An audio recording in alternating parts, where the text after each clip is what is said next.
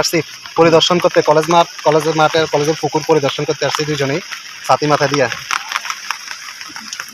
তো রাহমাতুল্লাহি ওয়া বারাকাতুহু। এটা হচ্ছে আমাদের যুক্তিখোলা চলন কলেজ মাঠ।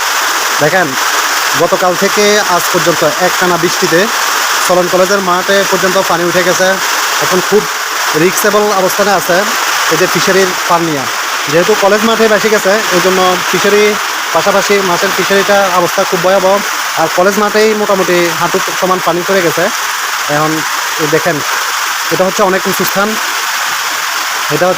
স্থান, কিন্তু মূল মাঠে দেখুন, মূল মাঠে টোটালি আমরা দেখতে পাচ্ছি। আমি একটু জুম করে দেখাচ্ছি যে ওইটা হচ্ছে এক গাং। এই যে গাঙ্গের এই পাশে টোটালি পানি উঠে ভরপুর হয়ে গেছে, পুরো মাঠে পানি ভরপুর। দেখছেন পুরো মাঠ বাইশা একাকার হয়ে গেছেন।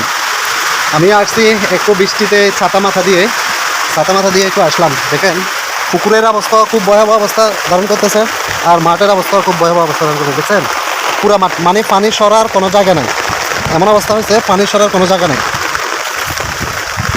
এই দেখেন পুরা পানি ভরপুর হয়ে গেছে, যেটা পুরাতন গাং ছিল, গাং বাইশা টোটালি পানি চলে আসছে একবার কলেজ মাঠে।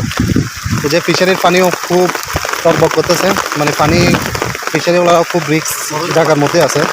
দেখছেন একবারে মাঠ, পানীয় মাঠ, এই যে ফিশারির যে অবস্থা ফুল পানি ভরপুর হয়ে গেছে।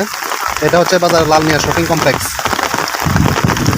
যে পানি আমরা দেখছি মাঠে, পুরা মাঠ কানায় কানায় পানি ভরে গেছে। দেখুন পানি, শুধু পানি।